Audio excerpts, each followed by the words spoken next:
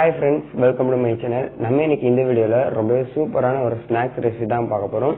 இந்த ரெசிபி ரொம்ப சூப்பரா இருக்கும். இந்த ஸ்நாக்ஸை நீங்க கன்ஃபார்ம் ட்ரை பண்ணி பாருங்க. ரொம்ப சூப்பரா இருக்கும். சோ நம்ம ஈஸியா அரிசி மாவு வச்சு இந்த ரெசிபி நம்ம ட்ரை பண்ணிரலாம். வாங்க நம்ம வீடியோக்குள்ள போய் எப்படி ஸ்நாக்ஸ் செய்யலாம் சொல்லிட்டு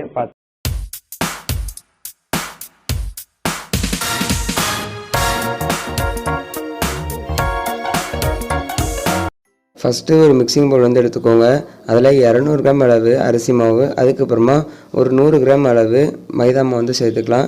1 டேபிள் ஸ்பூன் அளவு எள்ளு, அதுக்கப்புறமா கொஞ்சமாக ஒரு 1/4 டேபிள் ஸ்பூன் அளவு உப்பு சேர்த்துக்கோங்க. அதுக்கப்புறமா ஒரு 1/4 டேபிள் ஸ்பூன் அளவு பேக்கிங் சோடா சேர்த்துட்டு இந்த மாதிரி விஸ்கோ இல்லை ஸ்பூனை வச்சு நல்லா நம்ம மிக்ஸ் பண்ணி விட்டுக்கலாம். ஃபஸ்ட்டு நம்ம இந்த மாதிரி மிக்ஸ் பண்ணதுக்கப்புறமா இன்னொரு பேன் ஹீட் பண்ணிக்கோங்க. அதில் தேவையான அளவு வெல்லம் ஆட் பண்ணிவிட்டு கொஞ்சமாக தண்ணி விட்டு நம்ம கரைச்சி எடுத்துக்கலாம்.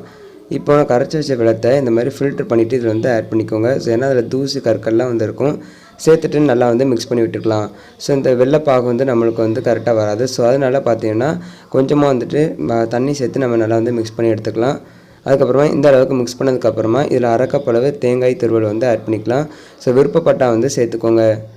இப்போ ஒரு பணியாரம் பேன் ஹீட் பண்ணிக்கோங்க. அதில் இந்த மாதிரி கொஞ்சமாக ஆயில் விட்டுருக்கலாம்.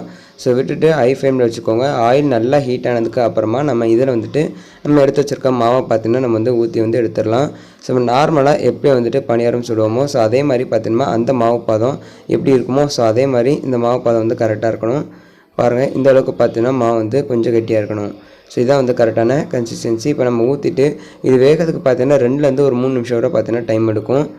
பாருங்கள், ஒரு 2 நிமிஷம் கூட ஆகிடுச்சு. நல்லாவே வெந்து வந்துருச்சு. இப்போ நம்ம எடுத்து வச்சுருக்க நம்ம எல்லாத்தையுமே சேர்த்து நம்ம திருப்பி போட்டுடலாம். பாருங்கள், நம்ம சூப்பராக எல்லாத்தையுமே திருப்பியாச்சு. பார்த்தீங்கன்னா இன்னொரு 3 நிமிஷம் கூட ஆகிடுச்சு. எல்லாமே நல்லாவே வந்துருச்சு. இப்போ பாருங்கள், ஸோ இந்த மாதிரி நம்ம எல்லாத்தையுமே வேறு ஒரு பிளேட்டுக்கு ட்ரான்ஸ்ஃபர் பண்ணிடலாம். அவ்வளோதான் ஃப்ரெண்ட்ஸ், சிம்பிளாக வீட்டிலே எப்படி பணியாரம் செய்யலாம் சொல்லி பார்த்தோம். இது இன்ஸ்டண்ட்டாக நீங்கள் தயார் பண்ணிடலாம். இது ரொம்ப சூப்பராக இருக்கும். கன்ஃபார்ம் வீட்டில் ட்ரை பண்ணி பார்த்துட்டு கமெண்ட்டில் எப்படி இருந்துச்சு சொல்லுங்கள். இந்த ரெசிபி உங்களுக்கு பிடிச்சிருக்குன்னு நினைக்கிறேன். இந்த ரெசிபி பிடிச்சிருந்துச்சு அப்படின்னா மறக்காமல் நீங்கள் நம்ம சப்ஸ்கிரைப் பண்ணிக்கோங்க.